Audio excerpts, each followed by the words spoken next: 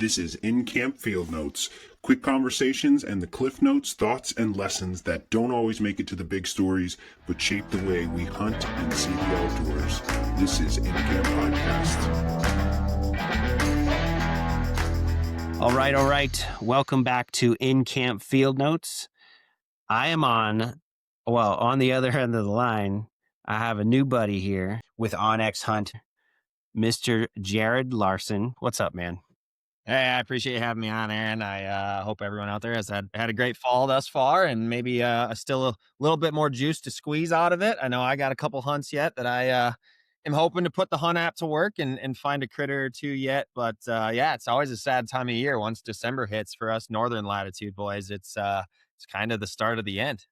Yeah, man. It's like bittersweet, right? I'm ready to. We were just talking about birds. I'm ready to go hunt some birds, but I've got like 8 doe tags burning a hole in my pocket. That 8 doe tags sounds like more meat than I want to cut, but I hope you get carpal tunnel cutting meat. Yeah, me too. Me too, man. Let me tell you. So our PA rifle season opened last week, but the reason I wanted to have you on is for a few reasons. We're wrapping up. We're getting into the late season. And we're getting into the time where people are going to start using OnX and scouting a whole lot more. But before we get into that, why don't you just give like a real brief rundown of who you are, what it is you do? Yeah, so I was born and raised in Wisconsin, thankfully to a hunting family, did a lot of waterfowl, whitetail, and turkey hunting growing up. And I got a taste of mature deer because one of my aunt's grandparents homesteaded a farm in Iowa. And I think it was either my freshman or sophomore year of high school.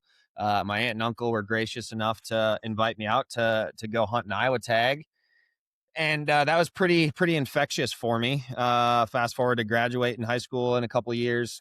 Didn't really know what I wanted to do other than I knew I had a bug for mature whitetails. So I went to Iowa State purely to get resident deer tags. And it was the closest school to my aunt and uncle's farm. And they gave me the blessing to go have 4 years worth of resident deer tags on their farm. And fast forward a few years later, discovered the OnX Hunt app while I was in college, actually chasing snow geese in Western Iowa.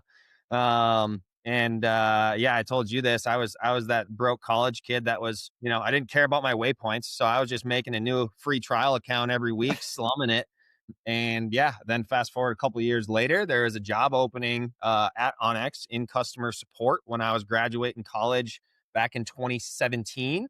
Moved out to Montana for the job. And then, shortly after that, I think I did customer support for one fall, then moved over onto the marketing side. And now I oversee all execution and strategy for our non-West efforts. So anything that's whitetail or turkey related, ambassadors, email comms, all that good jazz. I have some hands in those honeypots. No, that's awesome, dude. You are you're living the proverbial dream when it comes to whitetails. And man, a college kid in 4 years of Iowa bucks, geez. Yeah, if I could shoot a bow, or if I could have shot a bow a little straighter, I'd have some more impressive tales to tell from my Iowa resident days. But I think every bow hunter can fall back on that excuse. Oh yeah, for sure, man.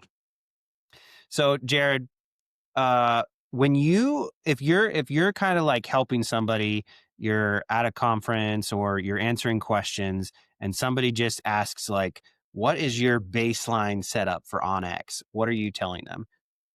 Yeah. So, I mean, the most powerful thing that OnX can do is essentially give you woodsmanship skills, even if you don't have any inherently. And so what I mean by that is really, I live and die by the different base maps. So if you don't know how to read topography, I think that's like the number one thing you need to either go seek information and learn, or you can honestly use OnX to teach yourself. And I'll get to that in just a second. But just understanding what topography means to a critter, what a saddle means, what a bench means, what a steep slope means, what a creek bottom means. All of those things have inherent value to whether it's a whitetail or a turkey or an elk. It doesn't matter. They all live and die by the terrain that they live in. And so like, as I was speaking to topography, if you don't know how to read topography, you can flip on our topo map and then go into your map layers into the land and access folder and flip on slope angle. And that will be like a color gradient that will teach you how to read topography. Yeah. The flat areas are going to be green. There's not going to be very many lines on those green areas. And if they are, they're going to be spread pretty far apart. Whereas if you see something that's purple on that slope angle layer, you're going to see a bunch of stacked topo lines because it's basically a cliff. Mm-hmm. First, like starting with topography. And then from there, really moving into understanding some of the biology, some of the food sources that make an animal tick. And so something that, a lot of folks preach, the hunting public comes to mind in particular. It's all about edge habitat. You'll hear edges, transition areas, habitat diversity. It's all kind of speaking to the same thing. And it's where two pieces of differentiating habitat come together. Think a pine tree edge that hits hardwoods, or hardwoods that hits the edge of a crop field, or Mm-hmm. a creek bottom that has a really thick brambly, maybe it's a mountain laurel versus an oak flat. There's all sorts of different kinds of edges, transition areas, habitat diversity, but pretty much all critters that we hunt are edge oriented critters. So those are the two big things that I would preach that you need to learn. And OnX can either help you understand what they are, or they can vastly expedite the process in finding, a bench or a saddle or that habitat diversity to put you in the right area. It's not ever going Mm-hmm. to give you the perfect tree to go kill a mature buck in. You still Yeah. have those pieces together and get in You the need woods. Chat GPT for that. Yeah, exactly. But it will vastly expedite the time it takes you to figure out where that right tree is. For sure. So when you're talking about layers, there are, in OnX, there's you have layers that are individualized by state, and then layers that are individualized. Well, not individualized. They're Yep, for everywhere. nationwide. Yep. Are there ones that you prefer to turn on yourself? Oh, 100%. I think the one I mentioned, slope angle. Uh-huh. I use that layer all the time, especially when looking at access. Doesn't matter whether I'm here in Montana, where I call home, or I'm back on my month-long Midwest whitetail tour that I try to take every fall. Uh-huh. If I'm looking for a glassing knob, I am trying to sweat as little as possible and get there as quickly as I can, avoiding the steeps.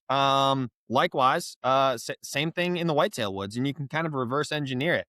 If you find an area that has, that purple red shading, but there's a nice green or yellow swath between the two, those deer, they're like you and I. They don't want to climb what they don't have to climb. They are going to take Uh-huh. the path of least resistance by and large.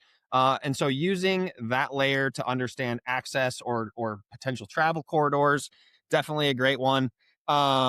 Individual states that have private land open for public access. So in Kansas, it's the walk-in hunting areas, the WEHA Yep. program. In Iowa, it's IHAP. In Montana, it's block management. Those are often overlooked by a lot of hunters because they don't exactly know the rules and regulations, or Uh-huh. maybe they're just completely unfamiliar with the program. But those are super fantastic. And then the last one that I'll mention here is the whole trees, crops, and cover folder. Is super useful for Yeah. for you, Aaron, out in PA, like the timber cuts on all national forest ground. You talk Yeah. about edges, transition areas, habitat diversity. That's what timber cuts create. So a Uh-huh. super good one to key in on. Historic wildfires. If you're out west, same thing. That's creating habitat diversity. And then acorn producing oaks. That's like one of our most used layers across the whitetail world, if you will. And it's not gonna tell you where the best white oak tree is, but it Yeah. is gonna tell you where the oak flat is that has a bunch of white oaks on it. So you can go ground truth it and find the tree that's dropping a bunch of mass. So you can go kill an October buck or a December buck. Mm-hmm. I do find that layer pretty helpful when I'm in like the northern woods in PA. I'm kind of in the southern part of PA, and pretty much everything here is oaks.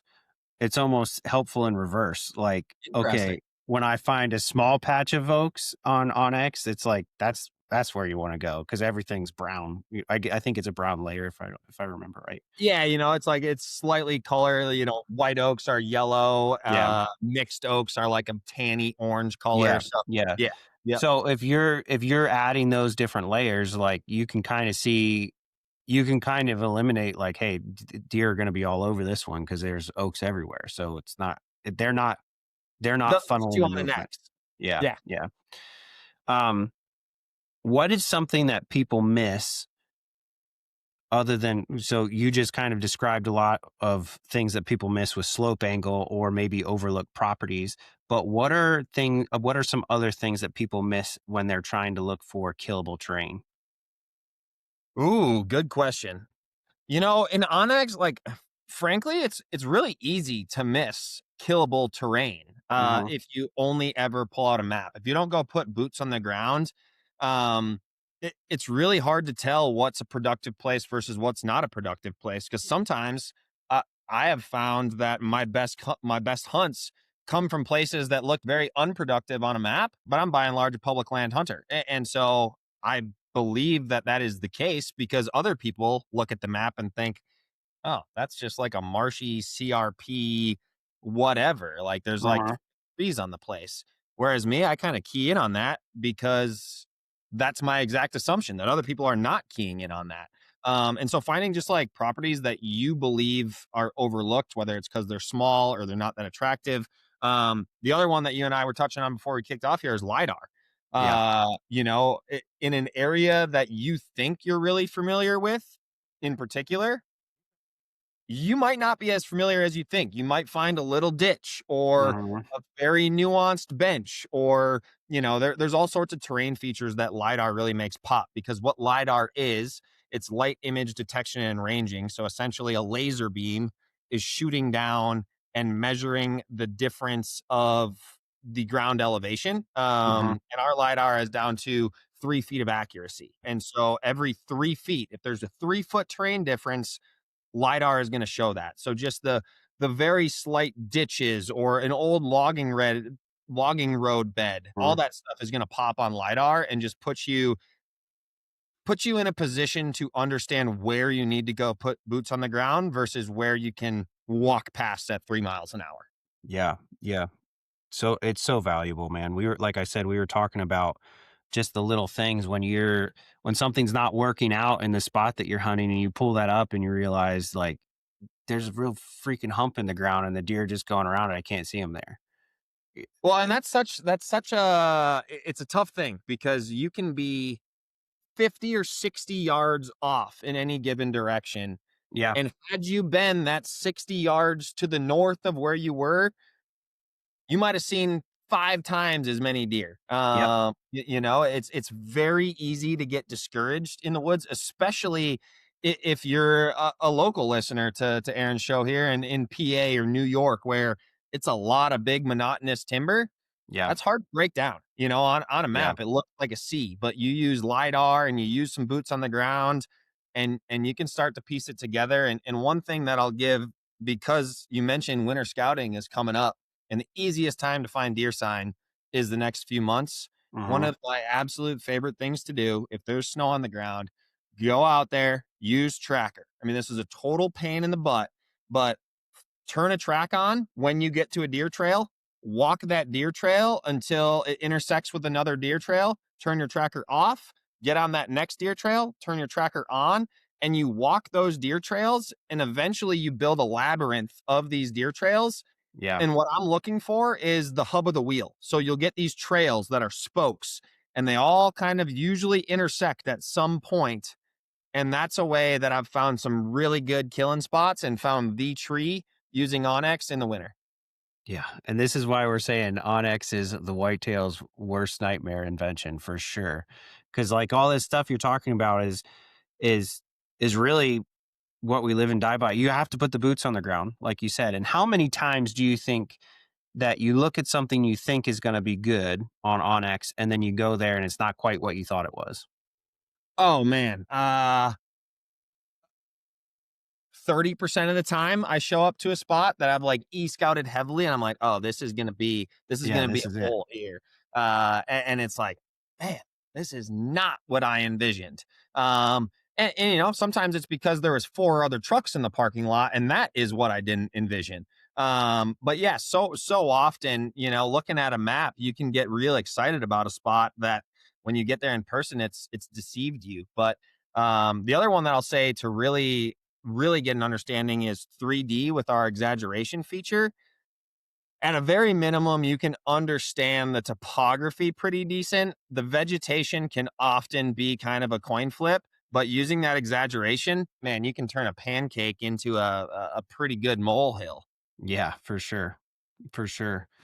So if we're talking, we are in late season. You know, PA's main rifle season closes on Saturday, and then we have various late season things happening this year. We have like an archery and a flintlock, and we have a couple late rifle seasons. So, top 3 ways to make OnX work for you in the late season.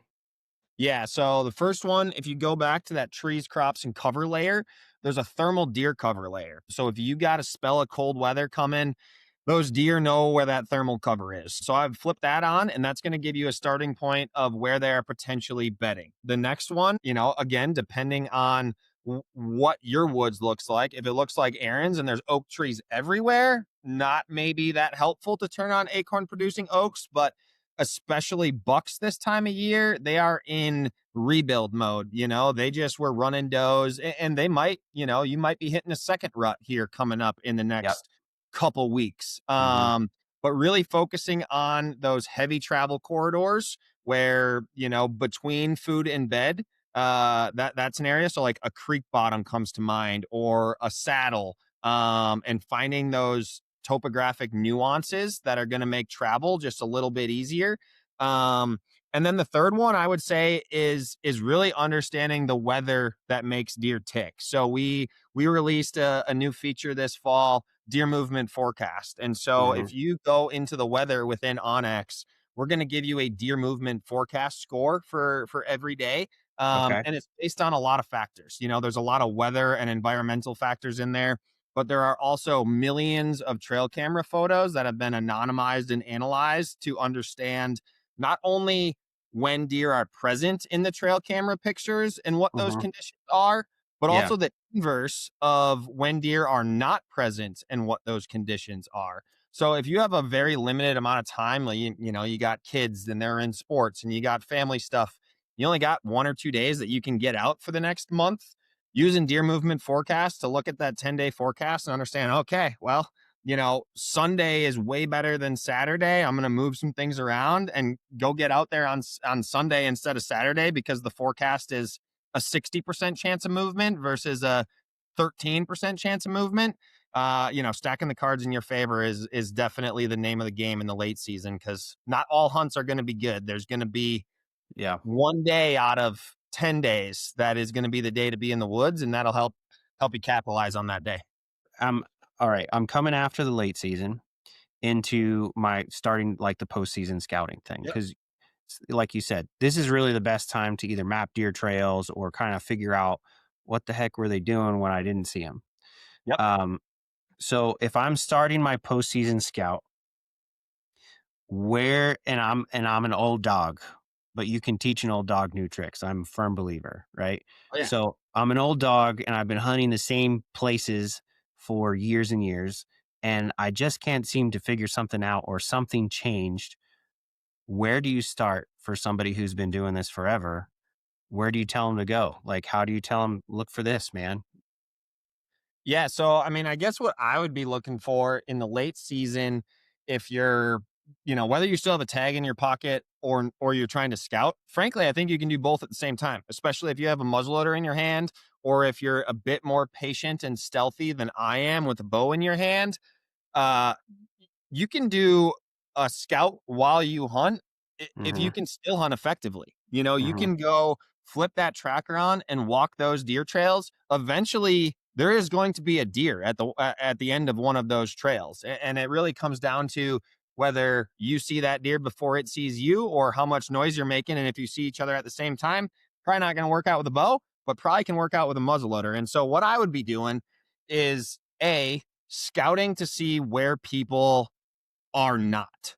or where people are. So I would start, let's say if you have the weekend to go get it done, Saturday morning, I'm going to get up early and I'm going to be out driving around at dawn, and I'm going to see where people are parked, where there's tracks in the snow that were clearly there on Friday, Thursday, Wednesday. And I'm Mm-hmm. going to hone in on the parking lot that has the 8 inches of fresh, fluffy snow that has no tire tracks in it. Mm-hmm. Deer at this point in the season, they're dialed in, they're keyed up. They know where people are and they know where people aren't. And a lot of times I've experienced that if you're after a mature deer, they'll actually be very close to an access point because they will literally be watching for vehicles to pull into an access area. So that'd be my first thing, is go figure out where the people are and then put yourself not in those places. And then from there, it's all about understanding the terrain and the time of year and what deer are feeding on. So Mm-hmm. for me, in the late season, I have not hunted the Northeast much. But if whether they're feeding on woody browse, whether they're feeding on acorns, figure out that prime food source that deer are going to rely on, because bucks have lost dozens of pounds over Mm-hmm. the last 6 weeks.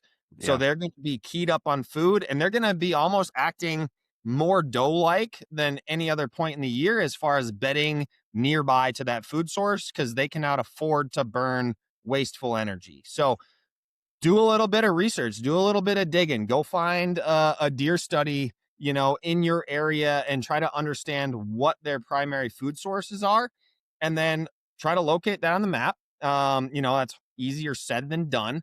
yeah. But when you put boots on the ground, walk slow. Look for Mm-hmm. those browse lines. Look for, fresh scat around in whether there's snow or not snow. If there's not snow, you're going to have to dial it back, work a little bit slower, and understand what's fresh and what's 2 weeks old. Um, and then from there, find the subtle benches, find the saddles, find little rock outcroppings. These deer are going to position themselves in a way that they can protect themselves. So think leeward wind sides of a ridge. They're going to put the ridge at their back. They're going to look down the hill. They're going to want to put themselves on a little pinnacle, a little rock outcropping, or a little bench that they're very comfortable in, and key in on those topographic features combined with that food, combined with where people aren't. And I think that's going to give you your best shot. For sure. So this is kind of a jump off a bridge question. Have you ever cleared all your waypoints? No, absolutely not. And I have way more waypoints than most here. I'll tell you in just a second. I have 6,892 Yeah, waypoints. So yeah, my map's a mess, but if you go into your content, there's ways to hide all of the waypoints on your current view in the map. You can create folders to organize them. So I do keep it pretty organized. no, that's good. That's pretty. Like you'll see a spot and you're just like, oh, I'm just gonna go check that Oh out, yeah. and then you never get to it. And I don't know how many of those are included in my. I think I looked before we got on. I have 5,500, and Oh, hey, I, that's pretty dang good. I'm like, I don't even know. You're There, definitely in the I top. use like, That makes I use like 4 of them. You know what I mean? Like I go to so this parking lot, and this parking lot, and then I just go from there. Like. the But way I organize them is basically my perspective spots, like you just mentioned. Those are all white waypoints. If yeah, it's turkey, it's a white turkey. If it's deer, it's a whitetail buck. But then every single year I go with the color. So this year, for instance, was like the light blue teal color. Last yeah, year was purple. The year before that was yellow. So then even if you're hunting the same spot year over year, it's very easy to be like, all right, well, that's a waypoint from 2022 because I know it's yellow. This one is from 4 years ago because it's black. Now, granted, there's a million ways to skin the cat, but really making sure that you color coordinate and use the specific icons will help a lot, because a bunch of red generic X's, you're going to be scratching your head on what you're looking at a lot. yeah. I tried doing the organized by year with color, and then I realized that I was marking different scrape lines in different colors, and then I was like, oh no, like I don't remember which colors which year. But I have a lot of waypoints on there, man. But I have thought about clearing the deck in some areas for a few reasons. A, because hunting on memory is not always the best thing to do. And B, like I said, I don't even know. Half of those things aren't relevant anymore. Like maybe a scrape line from 8 years ago. Like I said, I've been using OnX for a long time. And I think I cleared like 1,000 of them last week. So, it's just the kind of thing where you're kind of like, uh, it's one of those things where I think it is a good thing to do to try to make yourself learn something new when you kind of get stagnant. Oh, 100%. I think that is most whitetail hunters. I mean, how many people do you know that like on opening day, you know what stand they're going to? Not Yep. because there's a good wind or they have intel for that stand, but just because that's the tradition. Yeah. On Saturday morning of opening day, they go to the north side ladder because that's what they've done for 6 years. Yeah. And there's something to tradition. I'm all about nostalgia and Yeah. the good warm fuzzies. But Yeah. at the day, it's like, well, do you want the good warm fuzzies or do you want to sweat your ass off, get into the spot that's going to kill you a buck? Mm-hmm. Yeah, for sure. Dude, this has been a fantastic field notes episode. I really appreciate you coming on, and I do want to get you back on in like February-ish, and we can talk some postseason scouting and more mapping tools that people can use through the summer. Let's do it, man. I super appreciate you having me on. For those of you left out in the woods, keep to it. The only Yeah, way to kill one is by sitting on the couch. So best of for luck out sure. on app to work. And look forward to coming back on to chat some late season scouting, maybe some turkeys. That's what I'll Heck be yeah. thinking about in February. Heck yeah. Before we get off though, where can people find you at, man? Yeah. So, if you want to learn more about OnX, on socials, it's just at OnX Hunt. Our website is onxhunt.com. And then me personally, I'm not overly active, but I'll post some stories now and again while I'm out hunting. It's Jared C. Larsen on Instagram. Dude, I appreciate it. Thank you. Thanks, Aaron.